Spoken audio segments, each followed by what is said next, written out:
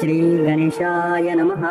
ओम नवग्रहाणां सर्वेषां सूर्यादीनां पृथक् पृथक् पीडा च दुस्सह राजन् जायते सततं नृणां पीडानाशाय राजेन्द्र नामानि शृणु भास्वतः। सूर्यादीनां च सर्वेषां पीडा नश्यति शृण्वतः। आदित्य सविता सूर्य पूषार्क शीघ्र गौरविः भगवस्त्वष्टार्यम हंसो हेलिस्तेजो निधिर्हरिः। दीननाथो दिनकर सप्त सप्ति प्रभाकरः विभाव सुरवेदकर्ता वेदांगो वेदवाहनः। हरिदश्व कालवक्रः कर्म साक्षी जगत्पतिः पद्मिनी बोधको भानुर्भास्कर करुणाकरः। द्वादशात्मैश्वकर्मा लोहितांगस्तमोनुदः जगन्नाथो रविन्दाक्ष कालात्मा कश्यपात्मजः। भूताश्रयो गृहपतिः सर्वलोक नमस्कृतः संकाशो भास्वान् दितिनन्दनः। ध्वान्ते भुष्सिंह सर्वात्मा लोकनेत्रो विकर्तनः। मार्तण्डो मिहिर सुरस्तपनो लोकतापनः। जगत्कर्ता जगत्साक्षी शनैश्वर पिता जयः। सहस्ररश्मिस्तरणिर्भगवान् भक्तवत्सलः। विवस्वानादिदेव च देवदेवो दिवाकरः। धन्वन्तरि व्याधिहर्ता दद्रुकुष्ठ विनाशनः। चराचरात्म मैत्रेयो मितो विष्णुर्विकर्तनः। कोकशोकापहर्ता च कमलाकर आत्मभो। नारायणो महादेवो रुद्रः पुरुष ईश्वरः। जीवात्मा परमात्मा च सूक्ष्मात्मा सर्वतोमुखः। इन्द्रो नलो यमश्चैव नैऋतो वरुणो नीलः। श्रीदैशान इन्दुश्च भौमः सौम्यो गुरुः कविः। शौरिर्विन्धुन्पुदः केतुः कालकालात्मको विभुः। सर्वदेवमयो देवः कृष्णकाय प्रदायकः। ययेतरनामभिर्मर्तो भक्त्या स्तौति दिवाकरं सर्वपाप विनिर्मुक्तः सर्वरोग विवर्जितः।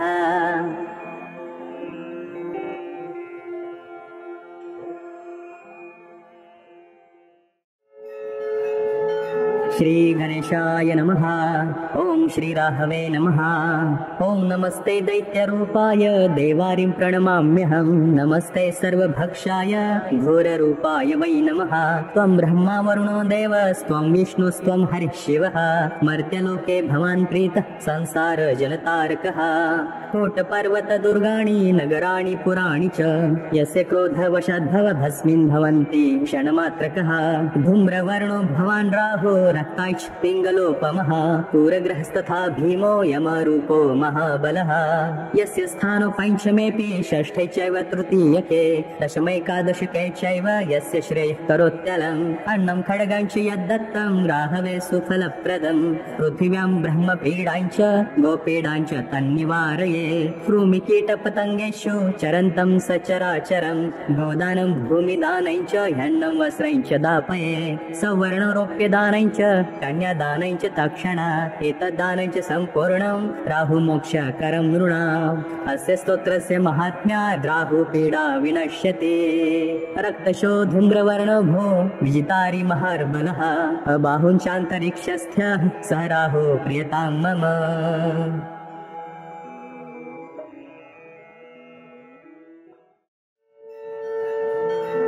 श्री गणेशाय नमः। ओम श्री केतवे नमः। ओम मुनीन्द्रसूत तत्त्वज्ञ सर्वशास्त्र विशारद सर्वरोगहरं ब्रूहि केतु स्तोत्रमनुत्तमं। शृणु गौतम वक्ष्यामि स्तोत्रमेतदनुत्तमं। गुह्यात् गुह्यतमं केतु ब्रह्मणा कीर्तितं पुरा। आद्यः करालवदनो द्वितीयो रक्तलोचनः। तृतीयः पिङ्गलाक्षश्च चतुर्थो ज्ञानदायकः। पञ्चमः कपिलाक्षश्च षष्ठः कालाग्निसन्निभः। सप्तमो हिमगर्भश्च धूम्रवर्णोऽष्टमस्तथा। नवमः कृतकण्ठश्च दशमः नरपीठगः। एकादशस्तु श्रीकण्ठः द्वादशस्तु गदायुधः। द्वादशैतो महाक्रूरः सर्वोपद्रवकारकः। पर्वकाले पीड्यन्ते दिवाकर निशाकरो। नाम द्वादशकं स्तोत्रं केतोरेतन्महात्मनः। पठन्ति येन्वहं भक्त्या केतुः प्रसीदते। कुलुप्तधान्ये विलिखेत् षट्कोणमण्डलं शुभं। पद्ममष्टदलं तत्र विलिखेच्च विधानतः। नीलं घटं च संस्थाप्य दिवाकरनिशाकरो। केतुं च तत्र निक्षिप्य पूजयित्वा विधानतः। स्तोत्रमेतत् पठित्वा च ध्यायन्ते केतुं वरप्रदं। ब्राह्मणं श्रोत्रियं शान्तं पूजयित्वा कुटुम्बिनं। केतुः करालवक्त्रस्य प्रतिमां वस्त्रसंयुतां। कुम्भादिभिः च संयुक्तां चित्रातारे प्रदापये। दानेनानेन सुप्रीतः केतुः स्यात् तस्य सौख्यदः। वत्सरं प्रेता भूत्वा पूजयित्वा विधानतः। विशेषतः मूलमष्टोत्तरशतं ये जपन्ति नरोत्तमः तेषां केतुप्रसादेन न कदाचित् भयं भवेत्।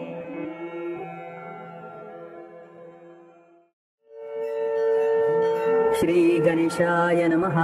ओम शिरो मे पातु मार्ताण्डो कपालं रोहिणी पतिः मुखमङ्गारकः पातु कण्ठै च शशिनन्दनः बुद्धिं जीवः सदा पातु हृदयं भृगुनन्दनः जठरं च शनिः पातु जिह्वं मे दितिनन्दनः पादौ केतुः सदा पातु वारः सर्वाङ्गमेव च तीर्थयष्टौ दिशः पान्तु नक्षत्राणि वपुः सदा हंसो राशिः सदा पातु योगाच्छ स्थैर्यमेव च गुह्यं लिङ्गं सदा पान्तु सर्वे ग्रह शुभप्रदः पाणिमादीनि सर्वाणि लभते यः पठेद् ध्रुवम् एतां रक्षां पठेद्यस्तु भक्त्या स प्रयतः सुधिः स चिरायुः सुखी पुत्री रणे च विजयी भवेत् अपुत्रो लभते पुत्रं धनार्थी धनमाप्नुयात् दारार्थी लभते भार्यां स्वरूपां सुमनोहरां रोगी रोगात् प्रमुच्येत् बद्धो मुच्येत् बन्धनात् जले स्थले चान्तरिक्षे कारागारे विशेषतः यः करे धार्ये नित्यं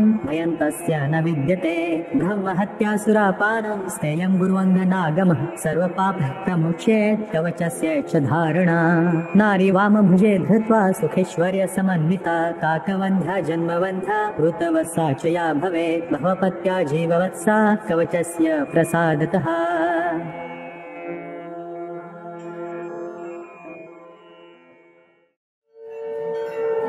श्री गणेशाय नमः।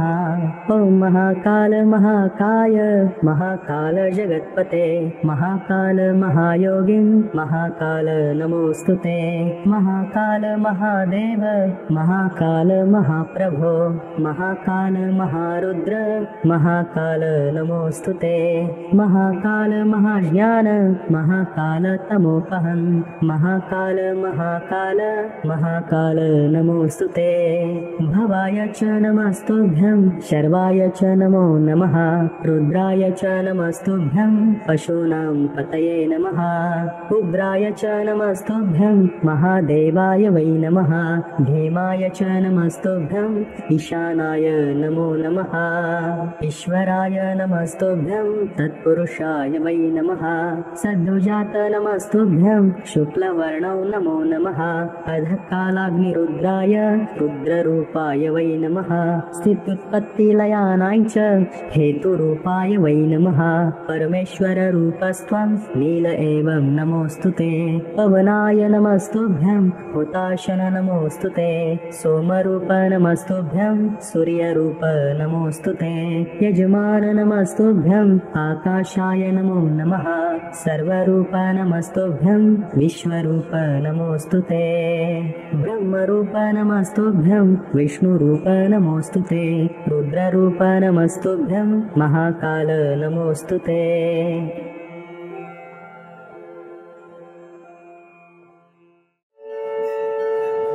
श्री गणेशाय नमः।